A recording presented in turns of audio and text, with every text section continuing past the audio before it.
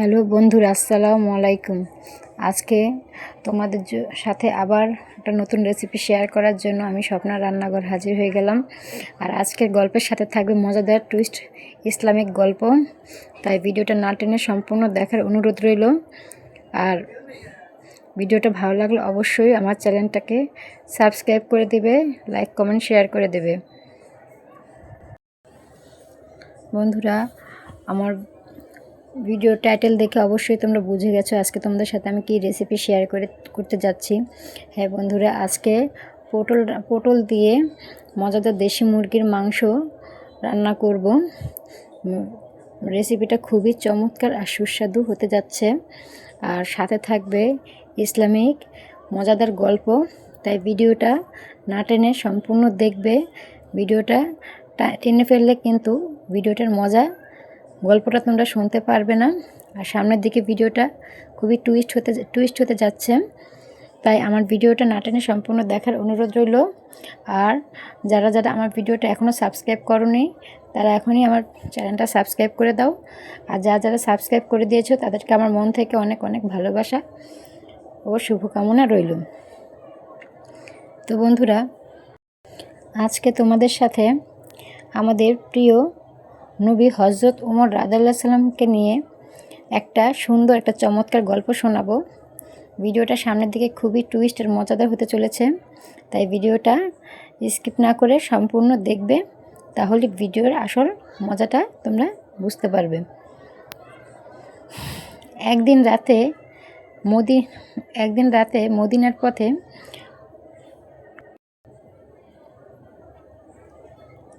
মদিনার পথে হাঁটছিলেন। তিনি সবসময় মানুষের খোঁজ খবর নিতেন, কে কষ্টে আছে, কে অভাবে আছে। হঠাৎ তিনি দূরে একটি ছোট কুঁড়েঘরে থেকে শিশুর কান্নার শব্দ শুনতে পেলেন। তিনি কাছে গিয়ে দেখলেন একটি গরিব মা চুলায় হাঁড়ি বসিয়ে কিছু রান্না করছেন। তার ছোট ছোট বাচ্চারা কান্নায় ভেঙে পড়ছে। ওমর রাদিয়াল্লাহু সাল্লাম জিজ্ঞেস করলেন,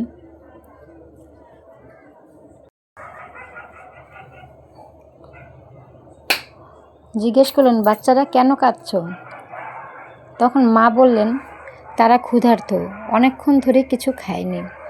ওমর রাদিয়াল্লাহু সাল্লাম আবার জিজ্ঞেস করলেন, তাহলে হাঁড়িতে কি রান্না হচ্ছে? মা চোখের পানি নিয়ে বললেন, কিছুই না, শুধু পানি ফুটছে। আমি তাদের শান্ত রাখার জন্য ভালো করে যেন রান্না হচ্ছে, তারা একটু পরেই ঘুমিয়ে পড়বে। এটা বলে তাদেরকে আমি সান্ত্বনা দিচ্ছি। এই কথা শুনে ওমর রাদিয়াল্লাহু সাল্লাম খুব কষ্ট পেলেন। তিনি নিজেকে দোষ দিতে লাগলেন, আমি খলিফা হয়েও আমার প্রজাদের এই অবস্থা। তিনি দ্রুত বাইতুল মালে রাষ্ট্রীয় ভাণ্ডার গেলেন এবং এক বস্তা আটা, খেজুর, তেল নিয়ে এলেন। তার সাথে একজন বললেন, আমি এগুলো বহন করি। কিন্তু ওমর রাদিয়াল্লাহু সাল্লাম বললেন, তুমি কি কিয়ামতের দিন আমার বোঝা বহন করবে? তারপর তিনি নিজেই ভারী বস্তায় কাঁধে তুলে সেই গরিব মায়ের ঘরে নিয়ে গেলেন।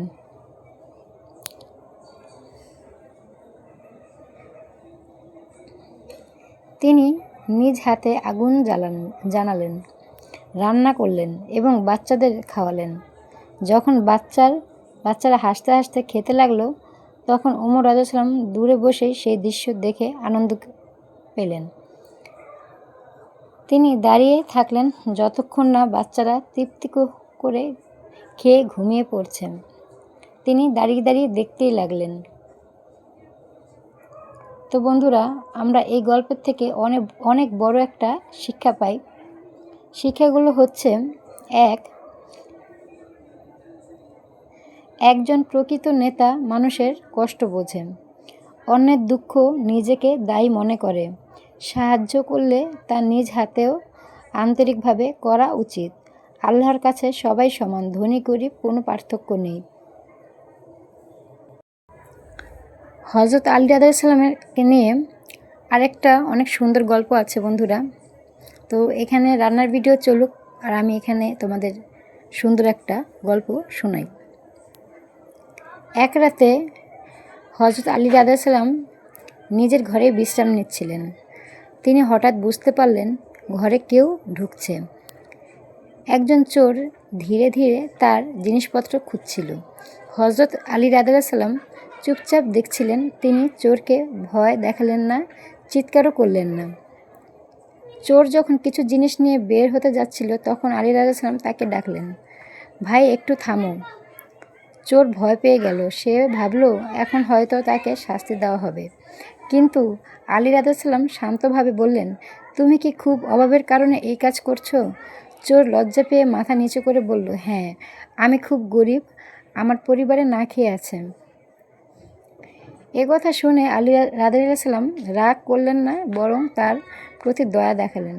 তিনি বললেন, তুমি যদি আমার কাছে চাইতে আমি তোমাকে সাহায্য করতাম, চুরি করা ঠিক নয়। তারপর তিনি সেই চোরকে কিছু খাবার ও টাকা দিলেন। চোর অবাক হয়ে গেল। সে কাঁদতে লাগলো, আজ থেকে আমি আর কখনো চুরি করব না। সেই দিন থেকে চোরের জীবন বদলে গেল। সে সৎপথে চলতে শুরু করলো এবং আল্লাহর কাছে তওবা করল। তো বন্ধুরা, আমরা এই গল্পের থেকে শিক্ষা পেলাম, ক্ষমা মানুষের হৃদয় বদলে দিতে পারে।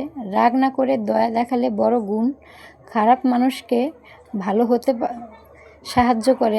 সাহায্য করলে আল্লাহ খুশি হন। তো বন্ধুরা, তোমাদের সাথে গল্প বলতে বলতে আমি 2টা গল্প কিন্তু শেয়ার করে ফেলেছি অলরেডি।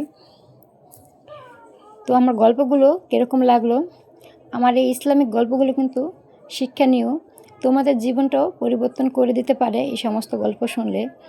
তাই আমরা যারা অমানুষের মতো চলাফেরা করি, যাদের মনে দয়া, ভয়, তারপরে উদারতা কোনো কিছুই নাই, তাদের জন্য আজকে আমার এই গল্পটা।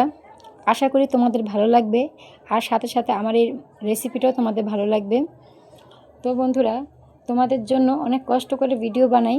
তোমরা এখনও যারা আমার ভিডিওটাকে সাপোর্ট করছো না, সাবস্ক্রাইব করছো না, লাইক কমেন্ট শেয়ার কিছুই করছো না, তাদের কাছে আমার আন্তরিকভাবে চাওয়া, তোমরা প্লিজ আমাকে সাপোর্ট করো। আমি যাতে সামনের দিকে তোমাদের জন্য ভালো ভালো ভিডিও নিয়ে আসতে পারি, ভালো ভালো ইসলামিক গল্প এবং চমৎকার চমৎকার রেসিপি নিয়ে তোমাদের সামনে আমি স্বপ্নার রান্নাঘর হাজির হয়ে যেতে পারি। আর যারা যারা আমাকে সাপোর্ট করেছো তাদেরকে আমার মন থেকে অসংখ্য অসংখ্য ধন্যবাদ, অসংখ্য অসংখ্য ভালোবাসা। আর যারা এখনও করোনি তারা প্লিজ তোমরা আমাকে সাপোর্ট করে দাও, কারণ তোমরা যদি সাপোর্ট না করো তাহলে আমার সামনের দিকে এগিয়ে যাওয়াটা অসম্ভব। আমি কখনোই সামনের দিকে এগিয়ে যেতে পারবো না। তাই তোমাদের সাপোর্ট আমার অনেক অনেক প্রয়োজন। আর আমার মতো যারা রান্নার ভিডিও নিয়ে ইউটিউবে কাজ করছে সেই সমস্ত আপুদের কাছেও আমার রিকোয়েস্ট, তারাও যেন আমার পাশে থাকে আর আমাকে সাপোর্ট করে। আমিও সবাইকে চেষ্টা করব আমার পক্ষ থেকে সাপোর্ট করার জন্য। আর আমার রান্নার ভিডিওগুলো কেমন হচ্ছে অবশ্যই তোমরা কমেন্টে জানাবে। আর সামনের দিকে তোমরা কীরকম ভিডিও চাও সেটা আমাকে কমেন্টে জানাবে। আমি চেষ্টা করব তোমাদের জন্য ইউনিক কিছু রেসিপি নিয়ে হাজির হওয়ার জন্য। সামনে যেহেতু পহেলা বৈশাখ আসছে, পহেলা বৈশাখে সুন্দর সুন্দর ভিডিও নিয়ে আমি তোমাদের সামনে হাজির হয়ে যাব। আর কারা কারা পহেলা বৈশাখের সুন্দর সুন্দর রেসিপি দেখতে চাও আর সুন্দর সুন্দর ইসলামিক হাদিস ও গল্প শুনতে চাও, তারা অবশ্যই কমেন্টে জানাবে। আর আমাকে বেশি বেশি করে সাপোর্ট করবে, লাইক কমেন্ট শেয়ার অবশ্যই করবে। বন্ধুরা, আজকে এই পর্যন্ত। সবাইকে অনেক অনেক ধন্যবাদ।